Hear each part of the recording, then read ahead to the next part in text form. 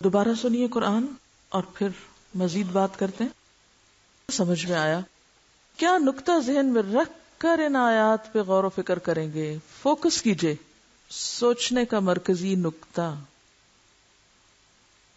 فتنہ دجال سے حفاظت کیسے، یا فتنہ دجال سے بچنے کا نسخہ، فتنہ دجال سے بچنے کے طریقے، یہی بتایا گیا نا ان میں.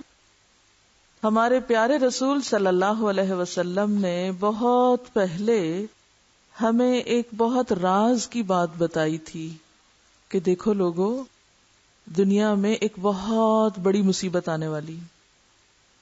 جن کو تو علم ہے کہ دجال کیا چیز ہے، وہ تو اس سے بچنے کے لیے ان آیات کو بس یوں پکڑ لیں گے. اچھا، یہ بچانے والی آیتیں، یہ کوئی جنتر منتر نہیں دیا جا رہا، اس میں وہ نسخہ بتایا جا رہا ہے، وہ طریقے بتائے جا رہے ہیں. یہ کر لو گے تو دجال سے بچ جاؤ گے. دجال تو ایمان کا دشمن ہے، اس کے سامنے ایمان بچانا مشکل ہوگا. ٹھیک ہے. اب ہم میں سے کچھ لوگ نسخہ لے کے ڈاکٹر کا تو کیا کرتے ہیں، وہ پانی کی بوتل میں ڈال کے اس کو ہلا جلا کے پی لیتے ہیں. ہم نے قرآن کے نسخوں کو تعویذ سمجھا ہے، اور ایسی آیات کو کس طرح لیتے ہیں؟ یہ آیت فلاں بیماری سے بچانے والی ہے، یہ آیت فلاں کام نکلوانے والی ہے، لہٰذا کیا کرو، 1000 دفعہ یہ آیت پڑھ لو. کیا آپ صلی اللہ علیہ وسلم کے قول کا مطلب یہی تھا کہ یہ 10 آیتیں رٹ کے 1000 دفعہ پڑھ لیا کرو، دجال تمہیں کچھ نہیں کہے گا؟ اس طرح کرنا ہوگا ہمیں؟ پھر کیا کرنا ہوگا؟ جو یہ آیتیں بتا رہی ہیں وہ کرنا ہوگا. ٹھیک ہے. اب آپ دیکھیے، چلتے ہیں، دیکھتے ہیں کیا کیا آ رہا ہے اس میں جو ہمیں کرنے کی ضرورت ہے. سب سے پہلے الحمد للہ الذی انزل علی عبدہ الکتاب ولم یجعل لہ عوجا. تعریف اللہ کے لیے ہے جس نے اپنے بندے پر یہ کتاب نازل کی اور اس میں کوئی ٹیڑھ نہیں رکھی. یہاں صرف یہ نہیں کہا گیا لا ریب فیہ، اس سے زیادہ فورسفل انداز ہے وَلَمْ يَجْعَلْ لَهُ عِوَجًا، کہ اس میں کوئی چیز ٹیڑھی نہیں، کوئی بھی کجی نہیں، کوئی بھی ایسی بات نہیں کہ جو انسان کو مس لیڈ کرے یا غلط رستے پہ لے جائے. قرآن کی یہ تعریف یہاں کیوں کی گئی؟ تاکہ اس کو مضبوط تھام لیا جائے، اس پر پورا پورا یقین کر لیا جائے، اس پر پوری طرح اطمینان رکھا جائے کہ فتنوں سے نجات کا راستہ اسی کے اندر ہے. پہلی آیت یہ سبق یاد کرا رہی ہے. دجال کے فتنے سے محفوظ رہنے کے لیے سب سے پہلے کیا کرنا ہوگا؟ اس کتاب کو یقین کے ساتھ، شک و شبہ کے بغیر، پوری طرح شرح صدر کے ساتھ اس کو تھامنا ہوگا، لینا ہوگا. صرف خود نہیں، قیمن، بالکل درست مضبوط بات کہنے والی ہے یہ کتاب. کیوں آئی ہے؟ لِيُنذِرَ بَأْسًا شَدِيدًا مِن لَدُنْ، تاکہ اللہ کے ہاں جو سخت عذاب ہے اس سے لوگوں کو خبردار کیا جائے. پھر کیا کرنا ہوگا اس کتاب کے ساتھ؟ یہ کتاب کیوں آئی ہے؟ یہ کیوں درست ہے؟ یہ کیوں کجی سے پاک ہے؟ تاکہ کیا کیا جائے؟ لوگوں کو خبردار کیا جائے. کس سے؟ شدید عذاب سے. کہاں ہے وہ عذاب؟ اللہ کے پاس. وَيُبَشِّرَ الْمُؤْمِنِينَ الَّذِينَ يَعْمَلُونَ الصَّالِحَاتِ، اور خوشخبری دے ان مومنوں کو جو اچھے کام کرتے ہیں، أَنَّ لَهُمْ أَجْرًا حَسَنًا، کہ ان کے لیے بہترین اجر ہے. کہاں؟ اللہ کے پاس. دنیا کے اجر کی بات یہاں نہیں کی جا رہی، اسی لیے ماکثین فیہ ابدا، جس میں وہ ہمیشہ رہیں گے، ہمیشہ. پھر کیوں آئی ہے یہ کتاب؟ تیسرا مقصد. نمبر 1، لِيُنذِرَ بَأْسًا شَدِيدًا، یہ کس کے لیے؟ پوری انسانیت کے لیے. دوسری بات خوشخبری کس کے لیے؟ اہل ایمان کے لیے. تیسری بات پھر خبردار کرنا کس کو؟ وَيُنذِرَ الَّذِينَ قَالُوا اتَّخَذَ اللَّهُ وَلَدًا، خبردار کرے ان لوگوں کو جنہوں نے کہا کہ اللہ نے ایک بیٹا بنا لیا ہے. اس وقت آپ دیکھیے کہ دنیا میں جتنے فتنے برپا ہو رہے ہیں بڑے بڑے، ان کے پیچھے کن دو مذاہب کی باہم چپکلش ہے، کن دو مذاہب کا باہم ٹکراؤ ہے. اس وقت آپ دیکھیے کہ اگر آپ تھوڑی بہت بھی دنیا کے حالات سے واقفیت رکھتے ہوں، کیا نظر آتا ہے؟ وہ لوگ جو یہ نظریہ رکھتے ہیں کہ اللہ کا ایک بیٹا ہے اور وہ بیٹا ہم کو نجات دلا دے گا آخرت میں، اور وہ جو توحید خالص پر یقین رکھتے ہیں، ان دو گروہوں کا باہم ٹکراؤ ہے. یہ جو بظاہر چیزیں نظر آتی ہیں یا بظاہر دو ملکوں اور دو علاقوں اور دو طرح کے لوگوں کی باہم ایک ٹکراؤ ہے، یہ صرف دو گروہ نہیں ہیں، یہ دو نظریے ہیں. یہ دو نظریے ہیں. صلیبی جنگوں کا لفظ آپ نے سنا ہوگا، اور بار بار یہ بات اٹھتی بیٹھتی ہے کہ موجودہ جنگیں جو ہیں یہ اسی کی کنٹینیویشن ہے. تو جو انسانیت اپنے آخری دور میں بڑھ رہی ہے تو ٹکراؤ ان دو کے درمیان ہی نظر آتا ہے بیسیکلی. اس ٹکراؤ کو ختم کرنے کے لیے کیا نسخہ دیا جا رہا ہے؟ اٹھ کے لڑو، خبردار کرو، میسج کنوے کرو.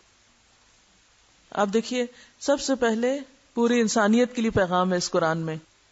نمبر 2 ماننے والوں کے لیے خوشخبری ہے. نمبر 3 ينذر الذين قالوا اتخذ الله ولدا. خاص طور پر کہاں فوکس کرنے کی ضرورت ہے، کس سیکٹر میں غلط فہمی دور کرنے کی ضرورت ہے، کن کو انذار کرنے کی ضرورت ہے؟ جو یہ سمجھتے ہیں کہ اللہ نے بیٹا بنا رکھا ہے، نعوذ باللہ. ما لهم به من علم. ان کی یہ بات کسی دلیل پر مبنی نہیں، انہیں اس بات کا علم نہیں ہے. تو جس کے پاس علم نہ ہو اس کا علاج کیا ہے؟ کو بتایا جائے دلائل کے ساتھ. اور ان میں جو انصاف پسند لوگ ہیں ان کے سامنے جب علم آتا ہے تو وہ کیا کر رہے ہیں؟ مان بھی رہے ہیں، قبول بھی کر رہے ہیں. وَلَا لِآبَائِهِمْ. وہ اندھادھند آبا و اجداد کی پیروی میں یہ عقیدہ رکھے ہوئے ہیں، حالانکہ ان کے آبا و اجداد کے پاس بھی علم نہیں تھا. بہت سے لوگ آبا و اجداد کی تقلید کیوں کرتے ہیں، ان کی پیروی کیوں کرتے ہیں؟ کیا سوچ کے؟ وہ بڑے تھے، بزرگ تھے. تو کسی کا بڑا ہونا اس کی پیروی کرنے کے لیے کافی نہیں جب تک کہ اس کے پاس کیا نہ ہو، علم نہ ہو. کیا یہ اہل کتاب نہیں تھے پھر بھی علم نہیں تھا؟ یہ تو اہل کتاب تھے، پھر کیوں علم نہیں تھا؟ اللہ تعالیٰ فرماتے ہیں ان کے پاس علم نہیں، اس لیے یہ نظریہ رکھے ہوئے ہیں. اتنی بات سمجھ آ گئی؟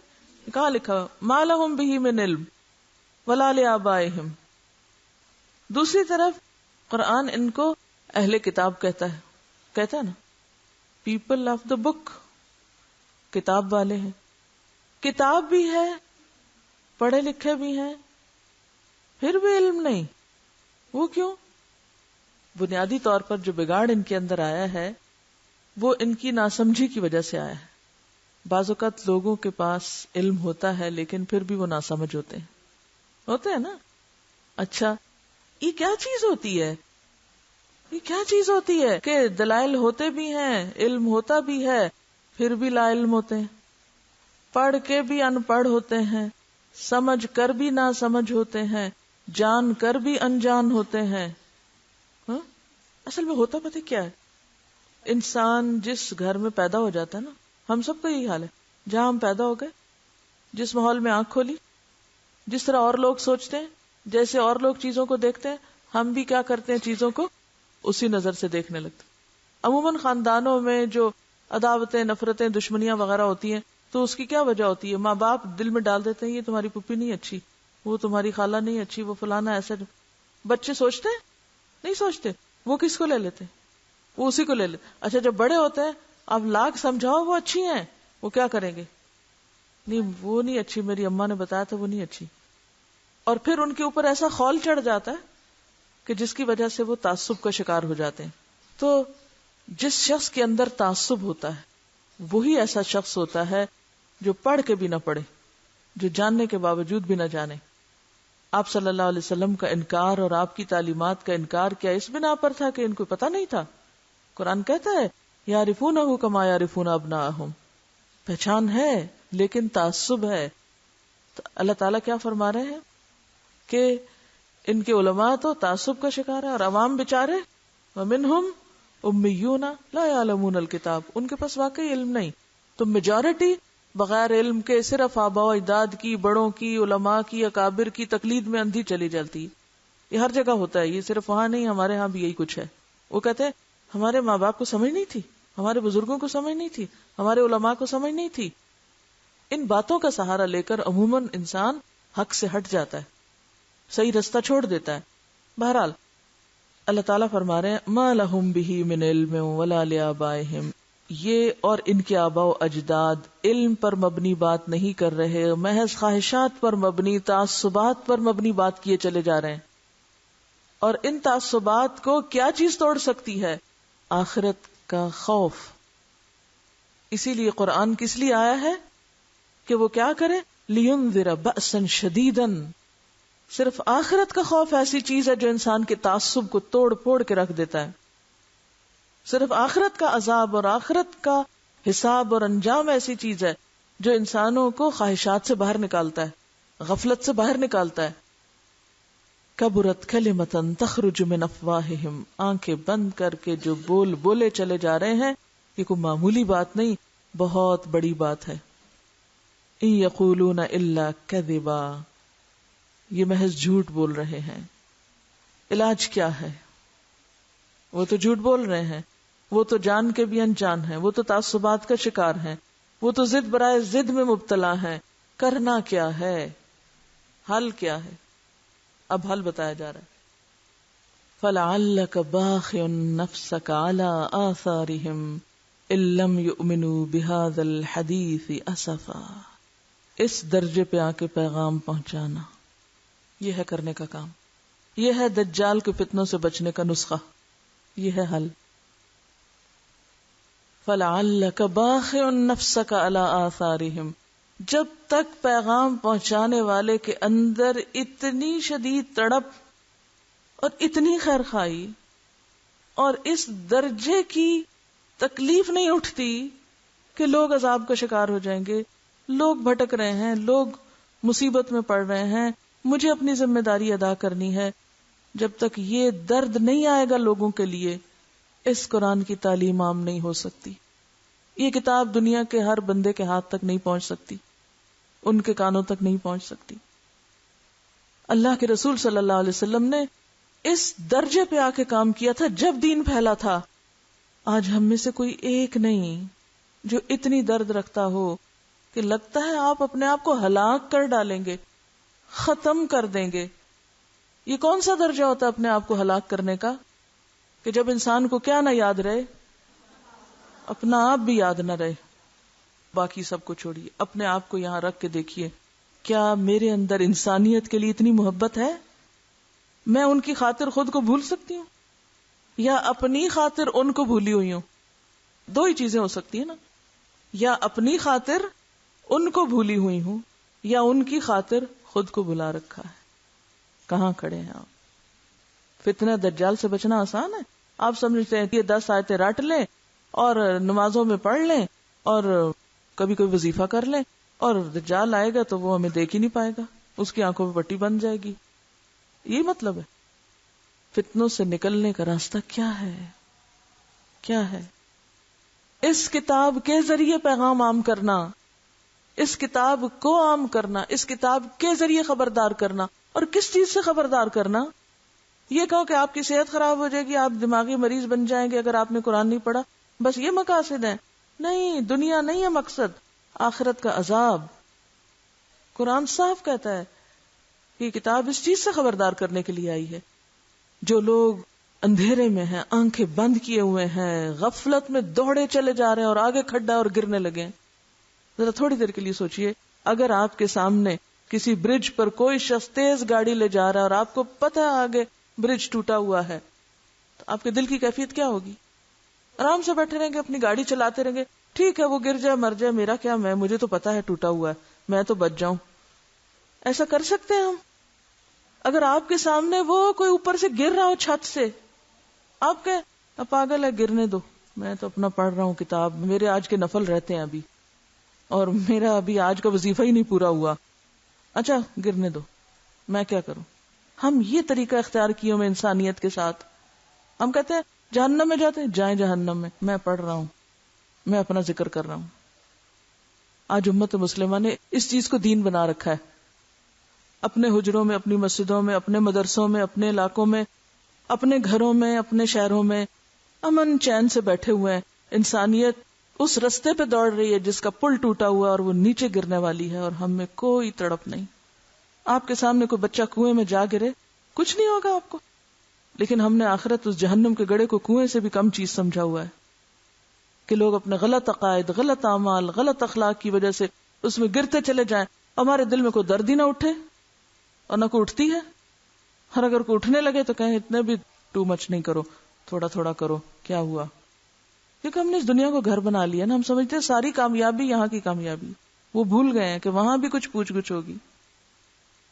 جن سے ہمیں محبت ہے، اپنے گھر والوں سے ہے نا، ہمیں اپنے گھر والوں سے محبت ہے.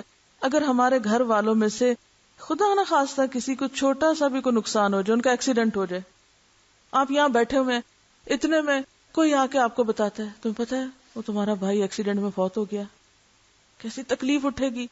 میرا بھائی، سب کچھ چھوڑ چھاڑ کے کیا کریں گے؟ کہیں گے اچھا میں نے ابھی لنچ نہیں کیا، ذرا ٹھہر جاؤ، میں ذرا یہ بھی کر لوں اور میں وہ بھی کر لوں. کریں گے کیوں؟ اس لیے کہ بھائی سے محبت ہے. انسانوں سے محبت نہیں ہے. سب جھوٹے دعوے ہیں ہمیں انسانوں سے محبت ہے. اگر آپ کو انسانوں سے محبت ہو نا، آپ انہیں دیکھ کے آپ کے اندر سے ہوکے اٹھے اور آپ کو چین نہ آئے کہیں.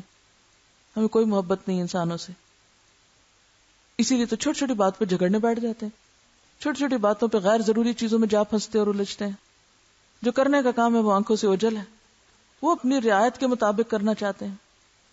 پھر کہتے ہیں یا اللہ وہ ہم 10 آیتیں پڑھ لیں گے نا، آپ ہمیں فتنہ سے بچا لینا. یہ دجال کا فتنہ تو سارے شہر میں آگ لگنے سے بڑا فتنہ ہے. تو بات یہ ہے کہ فتنے سے بچنے کے لیے ایک راستہ یہی ہے کہ اتنا تڑپیں لوگوں کے غم میں، گرنے والوں اور مرنے والوں کے اور ہمیشہ کے لیے ہلاک ہونے والوں کے، کہ واقعی چین اٹھ جائے اور آپ انسانوں کی بھلائی کے لیے کچھ سوچنا شروع کریں. اور ان تک اس کتاب کو پہنچانے کے لیے میں بار بار اس کتاب کی بات اس لیے کر رہی ہوں کہ سورت کا آغاز کس چیز سے ہو رہا ہے؟ کتاب کے تعارف سے. اور پھر 3 دفعہ بتایا گیا ینذر اور یبشر اور ینذر. یہی رستہ ہے، یہی چیز ہے. اس کے بغیر کسی چیز سے اصلاح نہیں ہو سکتی لوگوں کی، نہ خوابوں سے، نہ بزرگوں کے اقوال سے، اور نہ بڑی بڑی باتوں سے. کیونکہ اللہ کے رسول صلی اللہ علیہ وسلم نے لوگوں کو تعلیم اور تلاوت اور تربیت اور تزکیہ سب کچھ اسی سے دیا تھا، اسی کے اندر سے نکالا تھا سب کچھ. یہی بنیاد ہے، یہی اصل ہے. ہر مصیبت سے نکلنے کے لیے رستہ اسی میں سے پتہ چلتا ہے. تو فتنہ دجال سے بچنے کے لیے انسانوں کی خیرخواہی میں آخری حد تک تڑپنا کہ اللہ تعالیٰ کو بھی ہم پہ رحم آنے لگے کہ میرا یہ بندہ اتنا دکھتا ہے لوگوں کے لیے کہ لعلک باخع نفسک علی آثارہم ان لم یؤمنوا بہذا الحدیث اسفا. افسوس کی، دکھ کی انتہا. ہمارے افسوس اور دکھ کن چیزوں پہ ہیں؟ ذرا اپنے اپنے غموں کو دیکھیے، کن چیزوں پہ غم کھائے ہوئے، کن چیزوں کا دکھ اور روگ دل کو لگائے بیٹھے. کسی کو کوئی گھر نہیں ملا تو وہ اس پہ دکھی ہے، کسی کے ہاتھوں میں زیور نہیں تو وہ اس پہ دکھی ہے، کسی کے پاس اچھا لباس نہیں تو وہ اس پہ رو رہا ہے، کسی کو کوئی اچھی نوکری نہیں ملی تو وہ اس پہ رو رہا ہے. ہم ذہنی مریض بنے ہوئے ہیں، ہمیں ڈپریشن ہے، ہمیں غم ہے، پریشانیاں ہیں. کن باتوں پہ کبھی سوچا ہم نے؟ یہ واقعی ایسی چیزیں ہیں دنیا کی کہ جن پہ بندہ اتنا غم منائے کہ اپنے آپ کو ہلاک کر لے. دیکھیں نا، جب ہم دنیا میں کسی چیز کی محرومی پر غم مناتے ہیں اور مریض ہو جاتے ہیں، نفسیاتی مریض یا دماغی مریض ہوتے ہیں نا، ہے نا دنیا میں نفسیاتی امراض ہے کوئی نہیں. ایسے لوگ کس کو نقصان دے رہے ہیں؟ لعلہ کا باخع نفس کا، لیکن کس پر؟ اپنی ہی ذات پر، اپنی ہی زندگی میں کسی محرومی پر. کیا کر کر کے؟ اسفا، افسوس کر کر کے. غم سبب ہے نا سب چیزوں کے پیچھے. کچھ چھٹ گیا ہاتھ سے، غم لگ گیا، تو غم اتنا لگ گیا کہ نفسیاتی مریض بن گئے. اگر نفسیاتی مریض بن گئے تو کیا ہوا؟ خود کو ہلاک کرنے لگ گئے. کوئی اپنا ہوش نہیں، نہ کھانے کا ہوش ہے، نہ پینے کا، نہ کسی اور چیز کا. ایکسٹریم کیسز بھی ہیں اور نارمل اور اس سے نیچے. بہت سارے لوگ ہوں گے آپ میں سے جو یہ سوچتے ہوں گے کہ ہمیں ذہنی سکون نہیں، ہمیں دماغی سکون نہیں، ہمیں چین نہیں، ہمارے دل میں کوئی پریشانی ہے، کوئی بے چینی ہے، کوئی بے قراری ہے. کبھی پوچھے خود سے کس چیز کی؟ کیا کھو دیا آپ نے جو آپ اتنے بے قرار ہیں؟ آپ کو پتہ ہی نہیں کہ بے قرار ہونے کی چیز کیا ہے. آپ تو اپنے آپ کو اسوہ رسول کا متبع اور پیروکار سمجھتے ہیں کہ وہ آپ کے آئیڈیل ہیں. آپ کو ان سے اتنی محبت ہے، آپ ان کے غم میں آنسو بہاتے ہیں، مگر ان کی ایک صفت بھی نہیں لی کہ انسانیت کی محبت میں کوئی غمگین اور دکھی ہو جائے. کوئی ایک نفسیاتی مریض مجھے دکھائیں جو یہ کہتا ہو کہ میں اتنا پریشان ہوں کہ لوگوں کی آخرت کا کیا بنے گا، اور وہ اس میں نفسیاتی مریض ہو جائے. ہم سب خود اپنی ذات اور اپنے مفادات کے نقصان میں ضرور نفسیاتی مریض ہیں. بہرحال فَلَعَلَّكَ بَاخِعٌ نَفْسَكَ عَلَىٰ آثَارِهِمْ إِن لَّمْ يُؤْمِنُوا بِهَٰذَا الْحَدِيثِ أَسَفًا. ہم میں سے کتنے لوگوں نے نصارہ کو، کرسچنز کو، یہود کو، دیگر ادیان کے لوگوں کو تڑپ کر ان کی ہمدردی میں انہیں اللہ کا پیغام پہنچایا ہو. ہم نے تو صرف نفرت کرنا سیکھا ہے. کیا کبھی دین نفرت سے بھی پھیلا؟ کیا نبی صلی اللہ علیہ وسلم نے اپنے دشمنوں سے نفرت کی تھی؟ نیور. وہ تو طائف میں پتھر مارنے والوں کے بھی جواب میں جب جبریل آئے اللہ کے حکم سے، اذن سے کہ محمد اگر آپ چاہتے ہیں تو ان سب کو اڑا کے رکھ دیتے ہیں. آپ نے تو وہاں بھی نہیں بدلہ لیا جہاں اللہ کی طرف سے بھی اجازت تھی، اور جبریل علیہ السلام کھڑے تھے کہ میں ابھی حکم دیتا ہوں پہاڑوں کے فرشتوں کو، ابھی ان سب کو پیس کے رکھ دیتے ہیں. آپ نے اس موقع پر بھی صبر کیا اور کہا نہیں، شاید ان کی اولادوں میں سے کوئی مسلمان ہو جائے. اس طرح دین پھیلتا ہے. آج ہم میں سے ہر کوئی امریکہ کو گالیاں دینا اپنا دینی فریضہ سمجھتا ہے. ہر کوئی دوسرے مذاہب کے لوگوں کو نفرت کی نگاہ سے دیکھنا اپنا جہاد سمجھتا ہے. پیغام پہنچانے میں ہم نے کیا خرچ کیا ہے؟ کیا اس کیفیت پہ آ کے ہم میسج دے چکے ہیں کہ ہمیں حق پہنچتا ہو، ہم کسی کو برا بھلا کہیں؟ وہ ایسا جو کرتے ہیں وہ ویسا کرتے ہیں، وہ سب کرتے ہیں، وہ کیوں نہ کریں؟ آپ نے ان کو کیا سکھایا؟ جو بھی کوئی ہمارے ساتھ کرتا ہے پھر یہ تو ایک سزا ہوتی ہے ان قوموں کے لیے جو اللہ کا نام لے اور پھر اللہ کے بھیجے ہوئے پیغام کو انسانیت کے لیے عام نہ کرے. یہ تو دنیا میں وارننگ ہے. دیکھو اپنی آخرت کی خیر مناؤ. دنیا میں یہ آفتیں ٹوٹ رہی ہیں، سبق سیکھو ان سے. کوئی ہے غلطی کہیں تمہاری، اس کی طرف کسی کی توجہ نہیں ہے، ساری الغار دوسروں پہ، وہ یوں کر رہے ہیں، وہ یوں کر رہے ہیں. لیکن ہم خود کو نہیں رکھ کے دیکھتے کہ ہمارا فرض کیا ہے، ہم نے کتنا تڑپ کے پیغام پہنچایا.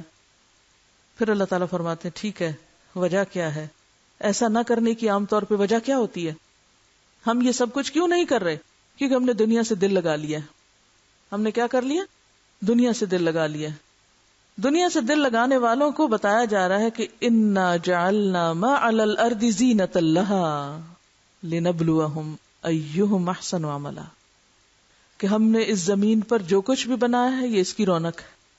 اور یہ دنیا کی رونق کیا ہے؟ امتحان. لنبلوہم، ہم انہیں آزما کے دیکھیں. کیا؟ ایہم احسن عملا، کہ ان رونقوں میں اس دنیا کے اندر رہتے ہوئے کون اچھے کام کر سکتا ہے، کون پھر اللہ کو یاد کرتا ہے. وَإِنَّا لَجَاعِلُونَ مَا عَلَيْهَا سَعِيدًا جُرُزًا. یاد رکھو ایک وقت آئے گا جب ہم اس زمین پہ پائی جانے والی ہر چیز کو بالکل ایک چٹیل میدان بنا دیں گے. اب آپ دیکھیے، آپ صلی اللہ علیہ وسلم کی امت ہونے کی حیثیت سے ہماری ذمہ داری بنتی ہے کہ انسانوں کے لیے شدید خیرخواہی کے ساتھ کیا کریں؟ زیادہ سے زیادہ ان تک پیغام پہنچائیں. اور اگر خدا نخواستہ کوئی ایسا وقت آئے تو پھر اصحاب کہف کا طریقہ اختیار کریں. کون تھے یہ اصحاب کہف؟ آئیے دیکھتے ہیں. کیا تم سمجھتے ہو کہ غار اور کتبے والے ہماری کوئی بڑی نشانیوں میں سے تھے؟ جب وہ چند نوجوان غار میں پناہ گزین ہوئے اور انہوں نے کہا اے ہمارے پروردگار، ہم کو اپنی رحمت خاص سے نواز اور ہمارا معاملہ درست کر دے. چند نوجوان تھے جو اپنا دین بچانے کے لیے ایک پناہ گاہ یعنی غار میں چلے گئے، اور انہوں نے دعا کیا مانگی؟ ربنا آتنا من لدنک رحمہ وہیئ لنا من امرنا رشدا. دو چیزیں مانگی. یا اللہ، ایک تو ہمارے حال پہ رحم کر، اپنے پاس سے رحمت دے ہمیں، اور دوسری اب ہمیں بتا کہ ہمیں کرنا کیا چاہیے. ہیئ لنا من امرنا رشدا، اس معاملے میں تو ہماری رہنمائی فرما. اب اللہ تعالیٰ نے کس طرح ان پہ رحمت کی؟ تو ہم نے انہیں اسی غار میں تھپک کر سال ہا سال کے لیے گہری نیند سلا دیا، پھر ہم نے انہیں اٹھایا تاکہ دیکھیں ان کے دو گروہوں میں سے کون اپنی مدت قیام کا ٹھیک شمار کرتا ہے. یعنی اٹھ کے وہ دو گروہ ہو گئے، یعنی آپس میں ایک دوسرے سے مختلف اوپینین رکھ رہے تھے کہ ہم کتنا عرصہ سوئے ہیں. ہم ان کا اصل قصہ تمہیں سناتے ہیں. وہ چند نوجوان تھے جو اپنے رب پر ایمان لے آئے تھے اور ہم نے ان کو ہدایت میں ترقی بخشی تھی. تو اس سے کیا پتہ چلتا ہے کہ ہدایت کوئی کانسٹنٹ چیز نہیں بلکہ مسلسل بڑھتی رہتی ہے، گرو کرتی. ہم نے ان کے دل اس وقت مضبوط کر دیے جب وہ اٹھے اور انہوں نے یہ اعلان کر دیا کہ ہمارا رب تو بس وہی ہے جو آسمانوں اور زمین کا رب ہے، ہم اسے چھوڑ کر کسی دوسرے کو معبود نہ پکاریں گے. اگر ہم ایسا کریں تو بالکل بے جا بات کریں گے. پھر انہوں نے آپس میں ایک دوسرے سے کہا، یہ ہماری قوم تو رب کائنات کو چھوڑ کر دوسرے خدا بنا بیٹھی ہے. یہ لوگ ان کے معبود ہونے پر کوئی واضح دلیل کیوں نہیں لاتے؟ آخر اس شخص سے بڑا ظالم اور کون ہو سکتا ہے جو اللہ پر جھوٹ باندھے. اب جب کہ تم ان سے اور ان کے معبودان غیر اللہ سے بے تعلق ہو چکے ہو تو چلو اب فلاں غار میں چل کر پناہ لو. تمہارا رب تم پر اپنی رحمت کا دامن وسیع کرے گا اور تمہارے کام کے لیے سر و سامان مہیا کر دے گا. تم انہیں غار میں دیکھتے تو تمہیں یوں نظر آتا کہ سورج جب نکلتا ہے تو ان کے غار کو چھوڑ کر دائیں جانب چڑھ جاتا ہے اور جب غروب ہوتا ہے تو ان سے بچ کر بائیں جانب اتر جاتا ہے. اور وہ ہیں کہ غار کے اندر ایک وسیع جگہ میں پڑے ہوئے ہیں. یہ اللہ کی نشانیوں میں سے ایک ہے. جس کو اللہ ہدایت دے وہی ہدایت پانے والا ہے، اور جسے اللہ بھٹکا دے اس کے لیے تم کوئی ولی مرشد نہیں پا سکتے. تم انہیں دیکھ کر یہ سمجھتے کہ وہ جاگ رہے ہیں، حالانکہ وہ سو رہے تھے. ہم انہیں دائیں بائیں کروٹ دلوا رہے تھے. کس طرح اللہ تعالیٰ ایسے لوگوں کو اپنی خاص رحمت کے ساتھ اسباب بھی مہیا کر دیتا ہے. آپ سوچئے کہ ہمارے اندر اس درجے کا توکل اور یقین نہیں، عزم نہیں، لہذا مدد بھی کتنی آتی ہے، پھر اسباب بھی کتنے ملتے ہیں جتنا ہمارا ظرف ہوتا ہے. اور ان کا کتا غار کے دھانے پر ہاتھ پھیلائے بیٹھا تھا. اگر تم کہیں جھانک کر انہیں دیکھتے تو الٹے پاؤں بھاگ کھڑے ہوتے اور تم پر ان کے نظارے سے دہشت بیٹھ جاتی. یہ سارا سین ایک خاص طرح کا اللہ تعالیٰ نے بنا دیا تاکہ کوئی ان پر اٹیک نہ کرے، کوئی انہیں ڈسٹرب نہ کرے، ان کی نیند خراب نہ کرے. اور اسی عجیب کرشمے سے ہم نے انہیں اٹھا بٹھایا، جیسے سلایا تھا ویسے ہی اٹھا دیا تاکہ آپس میں پوچھ گچھ کریں. ان میں سے ایک نے پوچھا، کہو کتنی دیر اس حال میں رہے؟ دوسروں نے کہا، شاید دن بھر یا اس سے کچھ کم رہے ہوں گے. پھر وہ بولے، اللہ ہی بہتر جانتا ہے کہ ہمارا کتنا وقت اس حال میں گزرا. چلو اب اپنے میں سے کسی کو چاندی کا یہ سکہ دے کر شہر بھیجیں اور وہ دیکھے کہ سب سے اچھا کھانا کہاں ملتا ہے، وہاں سے وہ کچھ کھانے کے لیے لائے. اور چاہیے کہ ذرا ہوشیاری سے کام لے، ایسا نہ ہو کہ وہ کسی کو ہمارے یہاں ہونے سے خبردار کر بیٹھے. اب یہ باہر کے حالات سے بالکل بے خبر اپنے سمجھ کے مطابق تدبیریں کریں. ہمارا حال بھی تو یہ ہوتا ہے نا، ہمیں نہیں پتا تھا کہ پوری دنیا کی سچویشن اور حالت کیا ہے. ہم اپنی سوچ اور اپنے ظرف اور اپنے حساب سے اپنی تدبیریں کرتے رہتے ہیں، لیکن جب اللہ کی مدد آتی ہے تو پھر یہ بھی سیدھی ہو جاتی ہیں. اگر کہیں ان لوگوں کا ہاتھ ہم پر پڑ گیا تو بس سنسار ہی کر ڈالیں گے، یا پھر زبردستی ہمیں اپنی ملت میں واپس لے جائیں گے، اور ایسا ہوا تو ہم کبھی فلاح نہ پا سکیں گے. اس طرح ہم نے اہل شہر کو ان کے حال پہ مطلع کیا تاکہ لوگ جان لیں کہ اللہ کا وعدہ سچا ہے اور یہ کہ قیامت کی گھڑی بے شک آ کر رہے گی. مگر ذرا خیال کرو کہ جب سوچنے کی اصل بات یہ تھی، اس وقت وہ آپس میں اس بات پہ جھگڑ رہے تھے کہ ان اصحاب کہف کے ساتھ کیا کیا جائے. کچھ لوگوں نے کہا، ان پر ایک دیوار چن دو، ان کا رب بھی ان کے معاملے کو بہتر جانتا ہے. یعنی عموماً لوگوں کی عادت اور حالت کیا ہوتی ہے کہ وہ irrelevant باتوں میں پڑ جاتے ہیں، کسی بھی واقعے سے، کسی بھی حادثے سے، کسی بھی ان یوزل چیز سے کوئی سبق نہیں لیتے. مگر جو لوگ ان کے معاملات پر غالب تھے انہوں نے کہا، ہم تو ان پر ایک عبادت گاہ بنائیں گے. کچھ لوگ کہیں گے کہ وہ 3 تھے اور چوتھا ان کا کتا تھا، کچھ دوسرے کہہ دیں گے کہ 5 تھے اور چھٹا ان کا کتا تھا. یہ سب بے تکی ہانکتے ہیں. کچھ اور لوگ کہتے ہیں کہ 7 تھے اور 8واں ان کا کتا تھا. کہو میرا رب ہی بہتر جانتا ہے کہ وہ کتنے تھے. کم ہی لوگ ان کی صحیح تعداد جانتے ہیں. بس سرسری بات سے بڑھ کر ان کی تعداد کے معاملے میں لوگوں سے بحث نہ کرو. اس سے کیوں روکا گیا؟ تعداد کے معاملے میں، گنتی کے معاملے میں بحث مت کرو. تاکہ اصل مقصد سے نہ ہٹیں، اصل سبق نہ بھولیں. جو لوگ غیر اہم چیزوں میں پڑ جاتے ہیں، غیر ضروری چیزوں میں الجھ جاتے ہیں، وہ اصل کو چھوڑ بیٹھتے ہیں. تو number 1 is number 1، important is important.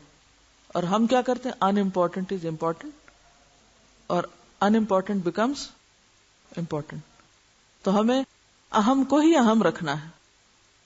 اور دیکھو، کسی چیز کے بارے میں کبھی یہ نہ کہا کرو کہ میں کل یہ کام کر دوں گا، الا یہ کہ اللہ چاہے.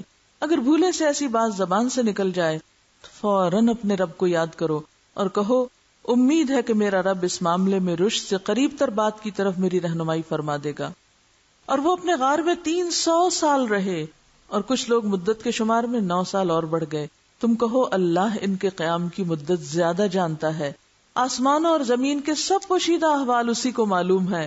کیا خوب ہے وہ دیکھنے والا اور سننے والا. زمین و آسمان کی مخلوقات کا کوئی خبرگیر اس کے سوا نہیں، اور وہ اپنی حکومت میں کسی کو شریک نہیں کرتا. تو اس سے کیا پتہ چلتا ہے کہ اللہ کی قدرتیں اور اللہ کی مصلحتیں مختلف طریقے پر کام کرتی ہیں جو ہمارے پیمانوں سے الگ ہوتی ہیں. ہمیں ضرورت کس بات کی، کیا کرنے کی؟ جب کہیں غار میں چھپنا ہو یا گوشہ نشینی اختیار کرنی ہو تو اس وقت انسان کا ایٹیٹیوڈ کیا ہونا چاہیے؟ جب پورا ماحول مخالف ہو جائے پھر کیا کرنا چاہیے انسان کو؟ اللہ سے دعا کر کے نئے اور بہتر راستے کی تلاش کرنی چاہیے. اور بالکل آئسولیٹ بھی ہونا پڑے تو بھی انسان اللہ سے تعلق قائم رکھے اور رہنمائی مانگتا رہے. دیکھیے، کبھی میسج کنوے ہوتا ہے بول کر، کبھی ہوتا ہے کسی اور ذریعے سے پہنچا کر، خود خاموش رہ کے، کسی اور چیز سے، کسی کتاب سے، کسی کیسٹ سے، کسی اور چیز سے. کبھی میسج کنوے ہوتا ہے چھپ کر، جیسے اصحاب کہف. آپ کو معلوم ہے جب وہ دوبارہ اٹھے تھے اور اس وقت بحث کیا چل رہی تھی اسی سوسائٹی میں کہ مرنے کے بعد کیسے اٹھیں گے. اب سارا قصہ کھل گیا کہ مرنے کے بعد کیسے اٹھا جا سکتا ہے. کئی 100 سال پہلے کے سوئے ہوئے لوگ دنیا میں ہی اٹھ کھڑے ہوئے، تو اگر یہاں ایسے ہو سکتا تو قیامت کے دن کیوں نہیں اٹھ سکتے؟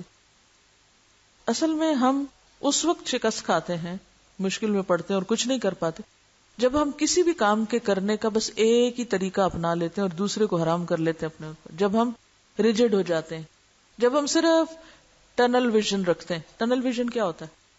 بس ایک چھوٹی سی سوراخ سے بس دیکھتے رہنا، محدود چیزوں کو دیکھنا، محدود راستے کو دیکھنا، بس آنکھیں بند، کان بند اور اندھا دھند جدھر لوگ جا رہے ہیں چلتے چلے جانا.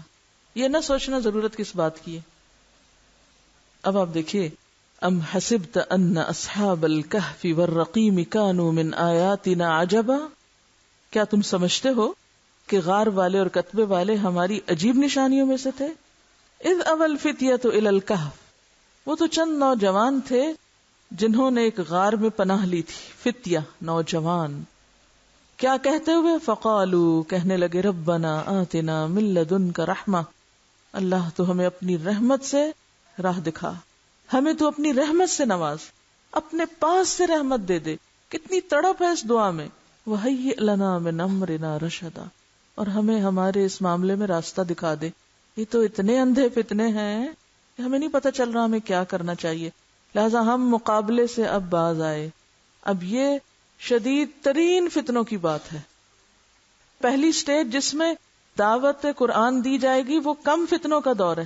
جب وہ اتنے انتہا کو پہنچے کہ کچھ بھی بس نہ چلے تو پھر کیا ہے، اپنا ایمان کم از کم بچانے کے لیے، یعنی جب تم اتنے کمزور ہو جاؤ کہ تم اپنا ایمان بھی نہیں بچا سکتے تو پھر کیا کرو؟ جاؤ کسی غار میں چھپ جاؤ، پھر کہیں جا کے پناہ لے لو کہ اب تم بے بس ہو. یہ دوسرا رستہ ہے، دوسرا طریقہ ہے. اور اللہ سے دعائیں مانگو، لیکن اپنے ایمان کو بیچ نہیں سکتے، کیونکہ دجال کے فتنے میں یہی کچھ تو ہونے والا ہے کہ لوگ اس کے ڈر سے اپنا ایمان بیچ ڈالیں گے. تو ایمان نہیں بیچ سکتے. جاؤ پھر غار میں چھپو، پھر کوئی گوشہ عافیت تلاش کرو اور وہاں جا کے اللہ کی پناہ میں اپنے آپ کو رکھو، مگر ایمان نہ بیچو. جو لوگ یہ 2 باتیں یاد رکھیں گے وہی فتنہ دجال سے بچ سکیں گے. پہلی بات، شدید تڑپ کے ساتھ اللہ کے پیغام کو پہنچانے کا عزم. ایک موقع ہوتا ہے جب کسی معاشرے کے اندر کچھ بیماریاں پھیلتی ہیں، کوئی وبا پھیلتی، تو ڈاکٹرز بھی آ جاتے ہیں اور سارا میڈیکل سٹاف آ جاتا ہے. کوئی آفت آتی ہے، مرہم پٹی ہو رہی ہے، دوائی دی جا رہی ہے، ہسپتالوں میں لوگوں کو بھیجا جا رہا ہے. لیکن اگر آفت اس سے بھی بڑھ جائے کہ آپ کے اپنے مرنے کا خطرہ پڑ جائے تو پھر ڈاکٹرز کو کیا کرنا پڑتا ہے؟ خود کو بچانا. ہمارے بس میں نہیں رہا اس سب کا علاج، ہم تو خود مرنے لگے ہیں، ہم تو خود اس فتنے کا شکار ہو جائیں گے اگر ہم نے اپنے آپ کو نہ بچایا. تو اب کیا ہے؟ اس آخری سٹیج پر پھر پناہ لے لو تاکہ تمہارا ایمان نہ جائے. جہاں ایمان کو خطرہ ہو. زندگی بچانے والی بات نہیں کر رہی، ایمان کے خطرے کی بات ہو رہی. اور یہاں پر اللہ سے مضبوط تعلق، اور وہاں بھی جا کے یہ نہیں کہ گوشہ عافیت میں مطمئن مزے سے بیٹھ جاؤ، نہیں. آتنا من لدنک رحمتا وہیئ لنا من امرنا رشدا. پھر اللہ سے خوب دعائیں، اے اللہ تو رستہ بتا، تو دکھا مجھے کیا کرنا چاہیے، مجھے کیا طریقہ اختیار کرنا چاہیے، تو مجھے اپنی رضا پہ قائم رکھ. اور پھر آپ دیکھیں گے کہ کس طرح اللہ تعالیٰ ان کمزور بچوں کی مدد فرماتا ہے، کس طرح ان کو ایک نشانی بنا دیتا ہے، کس طرح وہ اس فتنے سے بچتے ہیں. اس کے بعد اگلا واقعہ اگر آپ دیکھیں، وَاضْرِبْ لَهُم مَثَلَ الرَّجُلَيْنِ جَعَلْنَا لِأَحَدِهِمَا جَنَّتَيْنِ مِنْ أَعْنَابٍ وَحَفَفْنَاهُمَا بِنَخْلٍ وَجَعَلْنَا بَيْنَهُمَا زَرْعًا. اس دوسرے واقعے میں کیا ہے کہ ایک شخص اپنے مال و دولت پہ بھروسہ کر کے آخرت کو بھول جاتا ہے، وہ دنیا کے فتنے کا شکار ہوتا ہے. تو دجال کے فتنے کے علاوہ بہت بڑا فتنہ جس میں آج کے مسلمان گھرے ہوئے ہیں وہ کیا ہے؟ دولت کا فتنہ، مال کا فتنہ. اور اپنے فرض کو بھولے ہوئے بھی اسی وجہ سے ہیں کہ وہ دنیا میں اس طرح گم ہیں گویا یہی ان کے ہمیشہ رہنے کی جگہ ہے. پھر اس کے بعد آپ دیکھیے آگے جا کر موسیٰ علیہ السلام اور خضر علیہ السلام کا واقعہ ہے. اس میں بہت سارے سبق ہیں، اور اس میں سب سے پہلا سبق یہی ہے کہ کوئی شخص علم کے کسی بھی مقام پر ہو، حتیٰ کہ اللہ کا نبی بھی ہو، تو اس کے ذہن میں یہ خیال نہیں آنا چاہیے کہ میں سب کچھ جانتا ہوں یا مجھ سے زیادہ کوئی جاننے والا نہیں. پھر آخری واقعہ سورت کا ذوالقرنین کا واقعہ ہے. ذوالقرنین ایک بہت ہی عادل بادشاہ تھا. دولت اور علم کے بعد کیا فتنہ ہوتا ہے؟ اقتدار، حکومت. ٹھیک ہے، اقتدار اور حکومت. لیکن ایسے لوگوں کے لیے اقتدار اور حکومت فتنہ نہیں ہوتی جن کے اندر خدا ترسی ہوتی ہے. تو اخسرین اعمالہ کون ہے؟ جو خدا کو بھول کر دنیا میں جابر بنے ہوئے ہیں، ظالم بنے ہوئے ہیں. یعنی یہ سارے واقعات دراصل کس بات کی بہترین وضاحت کرتے ہیں؟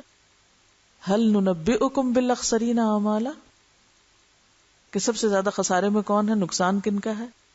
جو اللہ کو بھول کر باغوں کے پیچھے لگے ہوئے، جو اللہ کو بھول کر حکومت کرتے ہیں، جو اللہ کو بھول کر علم حاصل کرتے ہیں.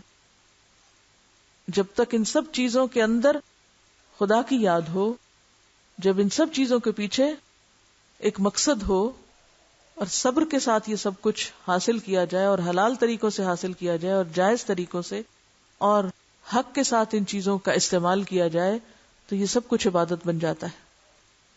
علم اور دولت اور مال اور حکومت اور اقتدار اور ٹیکنالوجی، ان ساری چیزوں کے حصول کے باوجود بھی جب دل کے اندر خدا کا خوف ہوتا ہے، آخرت کے حساب اور جواب دہی کا احساس ہوتا ہے، تو ہی انسان مفید ترین کام کرتا ہے. ورنہ ساری ترقیاں انسان کے لیے سوائے خسارے میں اضافے کے کچھ نہیں. یہی سورت کے آغاز میں تھا، لِيُنذِرَ بَأْسًا شَدِيدًا، اور یہی ڈسکرپشن اینڈ میں دی گئی، وَعَرَضْنَا جَهَنَّمَ يَوْمَئِذٍ لِّلْكَافِرِينَ عَرْضًا الَّذِينَ كَانَتْ أَعْيُنُهُمْ فِي غِطَاءٍ عَن ذِكْرِي وَكَانُوا لَا يَسْتَطِيعُونَ سَمْعًا أَفَحَسِبَ الَّذِينَ كَفَرُوا أَن يَتَّخِذُوا عِبَادِي مِن دُونِي أَوْلِيَاءَ اِنَّا أَعْتَدْنَا جَهَنَّمَ لِلْكَافِرِينَ نُزُلًا. بار بار جہنم کا ڈراوا کہ بہت بھیانک چیز ہے. قُلْ هَلْ نُنَبِّئُكُمْ بِالْأَخْسَرِينَ أَعْمَالًا الَّذِينَ ضَلَّ سَعْيُهُمْ فِي الْحَيَاةِ الدُّنْيَا. یہ وہ لوگ ہیں جنہوں نے آخرت کو بھلا کے صرف دنیا کو اپنی منزل بنا لیا. ان کی ساری کوششیں صرف دنیا اورینٹڈ تھی، صرف دنیا ہی کے رخ پہ جا رہی تھی. صرف دنیا سامنے تھی اور آخرت بھولے ہوئے تھے. وَهُمْ يَحْسَبُونَ أَنَّهُمْ يُحْسِنُونَ صُنْعًا، اور اس خوش فہمی میں مبتلا تھے کہ وہ بہت اچھے کام کر رہے ہیں، آگے سے آگے بڑھتے چلے جا رہے ہیں. أُولَئِكَ الَّذِينَ كَفَرُوا بِآيَاتِ رَبِّهِمْ وَلِقَائِهِ فَحَبِطَتْ أَعْمَالُهُمْ فَلَا نُقِيمُ لَهُمْ يَوْمَ الْقِيَامَةِ وَزْنًا، جو کسی بھی چیز کے فخر، غرور اور تکبر میں مبتلا ہو کر اللہ کی بات کو ہلکا سمجھتا ہے اور اللہ کے دین اور اللہ کے کلام کو چھوٹی چیز سمجھتا ہے، ان کا انجام پھر یہی ہوگا کہ قیامت کے دن ان کے اعمال کا بھی کوئی وزن نہ ہوگا. ذَلِكَ جَزَاؤُهُمْ جَهَنَّمُ، کیوں؟ بِمَا كَفَرُوا وَاتَّخَذُوا آيَاتِي وَرُسُلِي هُزُوًا. انسان کس چیز کا مذاق اڑاتا ہے؟ جسے وہ چھوٹا سمجھتا ہے، حقیر سمجھتا ہے. آیات کا مذاق کون اڑاتا ہے؟ جن کے دل میں آیات کی کوئی وقت نہیں. اسی لیے جب لوگوں سے یہ کہا جائے کہ آؤ قرآن پڑھو تو بعض اوقات وہ کس طرح دیکھتے ہیں آپ، ہنس کے، کہ گویا آپ نے ان کو کسی معمولی کام کا بتا دیا. یہ بھی کوئی پڑھنے کی چیز ہے، اس کے لیے بھی کہیں داخلہ لینے کی ضرورت ہے؟ یہ تو گھر میں بھی پڑھا جا سکتا ہے، کیونکہ اس کی اہمیت پتہ ہی نہیں نا. وہ سمجھتے ہیں یہ کام خود ہی کیے جانے والا ہے، خود ہی کر سکتے ہیں، ہم خود کو علامہ سمجھتے ہیں. اس کا دنیا کی تعلیم لینی ہو تو کالج اور یونیورسٹی جانے کی ضرورت ہے اور کئی سال لگانے کی ضرورت ہے. قرآن کو سیکھنا ہو تو خود ہی کافی ہے. ہم ان الذین آمنوا وعملوا الصالحات کانت لہم جنات الفردوس نزلا، لہم جنات الفردوس نزلا خالدین فیہا لا یبغون عنہا حولا. قل لو کان البحر مدادا لکلمات ربی لنفد البحر قبل ان تنفد کلمات ربی ولو جئنا بمثلہ مددا. قل انما انا بشر مثلکم یوحا الی انما الہکم الہ واحد. کوئی بیٹا نہیں اللہ کا، الہ واحد. یہ ہے پیغام جو دنیا کو دینا ہے. فمن کان یرجو لقاء ربہ فلیعمل عملا صالحا ولا یشرک بعبادۃ ربہ احدا. اور یہ کام کب ہوگا؟ جب مکمل اخلاص ہوگا، جب سارے اغراض، سارے مقاصد، ساری چیزیں پیچھے چلی جائیں گی اور صرف خالصتاً اللہ کے لیے یہ کام کیا جائے گا. ہمارے کاموں میں برکت کیوں نہیں ہوتی؟ کیوں نہیں پنپتے؟ کیوں نہیں میسج آگے جاتا؟ اس لیے کہ اس کے پیچھے کچھ اور اغراض ہوتی ہیں، کچھ اور مفادات چھپے ہوئے ہوتے ہیں جو بیک آف مائنڈ ہوتے ہیں. کچھ لوگ قرآن کس لیے پڑھتے ہیں کہ اس سے ذرا ہماری جان مال میں برکت ہو جائے گی، بیماریوں سے شفا ہو جائے گی. چھوٹے چھوٹے مسئلے ہیں جن کے حل کے لیے ہم نے اس کتاب کو ٹول بنایا ہوا ہے، حالانکہ یہ کتاب اس سے بہت بڑے مسائل کے حل کے لیے آئی ہے، اور سب سے بڑے مسئلے کے حل کے لیے. کون سا سب سے بڑا مسئلہ؟ آخرت کا مسئلہ سب سے بڑا مسئلہ. سورت کے شروع میں کیا بتایا گیا؟ قیما لینذر بأسا شدیدا من لدن. یہ اس کام کے لیے آئی ہے کتاب. ہم نے اس کو وظیفوں کی کتاب بنا لیا، ہم نے اس کو برکت کی کتاب بنا لیا، ہم نے اس کو بیماریوں کے علاج کی کتاب بنا لیا، ہم نے اس کو بس اپنے علمی غرور اور تکبر کے اظہار کا ذریعہ بنا لیا. ہم بڑے نیک ہیں اور ہم بڑے قرآن پڑھے ہوئے ہیں، فخر اور غرور کا ذریعہ بنا لیا. تو بات یہ ہے کہ جب تک شرک سے پاک، اور شرک سے مراد یہاں ریاکاری اور دکھاوا اور شہرت کی طلب اور مشہور ہونے کی خواہش اور لوگوں میں ہر دل عزیز ہونے کی جو غرض ہے پیچھے دلوں میں چھپی ہوئی، جب تک وہ نہیں نکلے گی اس وقت تک میسج وہاں تک نہیں جاتے. ورنہ تو کیا ہوگا؟ جب ہمارے مفاد کو زیادہ پہنچے گا ہم کہیں گے ہم چھوڑ رہے ہیں یہ کام. وہ گھر میں بیمار ہو گیا ہم چھوڑ رہے ہیں یہ کام. وہ شادی آ گئی ہم چھوڑ رہے ہیں یہ کام. وہ بچہ پیدا ہو گیا میرا، میں چھوڑ رہی ہوں یہ کام. وہ میرے شوہر کو پسند نہیں، میں چھوڑ رہی ہوں یہ کام. ہر دوسری بات پہ ہم چھوڑ رہے ہیں یہ کام، ہر دوسری بات پہ مقصد بھولا ہوا ہے. ہم کبھی سوچیں کہ اس بڑی مصیبت سے بچنے کے لیے جو کتاب اللہ نے ہمیں اپنی رحمت سے دے دی ہے، اس کو ہم ہر دوسری بات پہ چھوڑنے کو تیار ہو جاتے ہیں. کیا اسی لیے یہ کتاب ہے؟ اسی لیے پیغمبر آئے؟ پھر فتنوں سے نکلنے کا راستہ کیا ہو سکتا ہے؟ ہم سب کو غور کرنے کی ضرورت ہے. اور آخری بات یہ کہ ہم عام طور پر یہ سمجھتے ہیں کہ اگر ہم نے اپنے بچوں کو دین پڑھایا تو پھر پتہ نہیں ان کی دنیا خراب ہو جائے گی، یا پھر ہم یہ سمجھتے ہیں کہ اگر دنیا کی طرف گئے تو شاید دین کا نقصان ہو جائے گا. ضرورت اس بات کی کہ دونوں کو کمبائن کریں.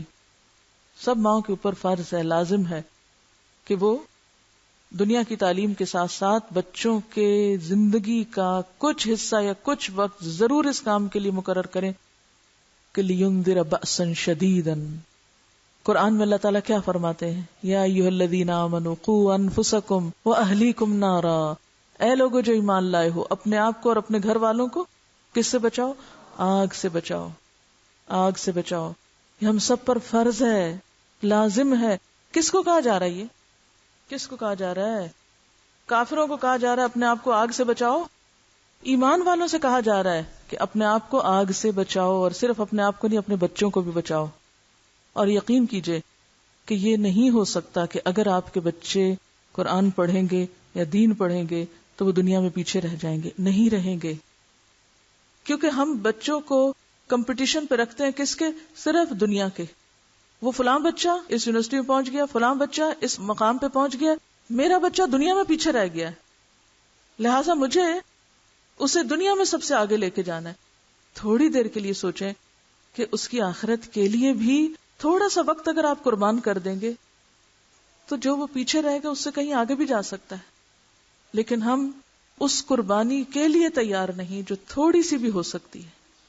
تو جب ہماری ساری ایفرٹ صرف دنیا سے اٹھ کے دنیا میں ہی رہیں گی، کیا کر سکتے ہیں؟ یہ کام محض تمنا اور آرزوؤں سے نہیں ہوں گے.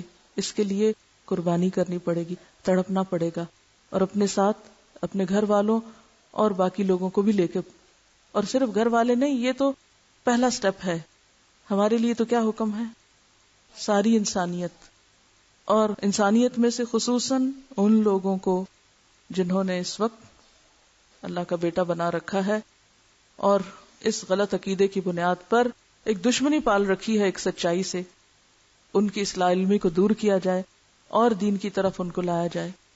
تو بات ہے ترجیح کیا ہے، ہماری پرائرٹی کیا ہے، پریفرنس کیا ہے، ہمارے لیے اہم کیا ہے. یہ چھوٹی سی دنیا جو آخرت کے مقابلے میں مچھر کے پر برابر نہیں، یا وہ بڑی جنت کہ جس کی وسعت زمین و آسمان برابر ہے.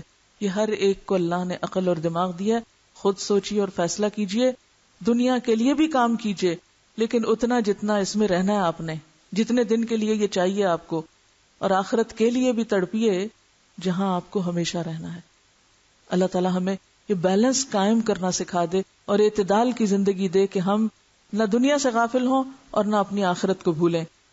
وآخر دعوانا ان الحمد للہ رب العالمین. سبحانک اللہم و بحمدک، نشہد ان لا الہ الا انت، نستغفرک و نتوب الیک. السلام علیکم و رحمۃ اللہ وبرکاتہ.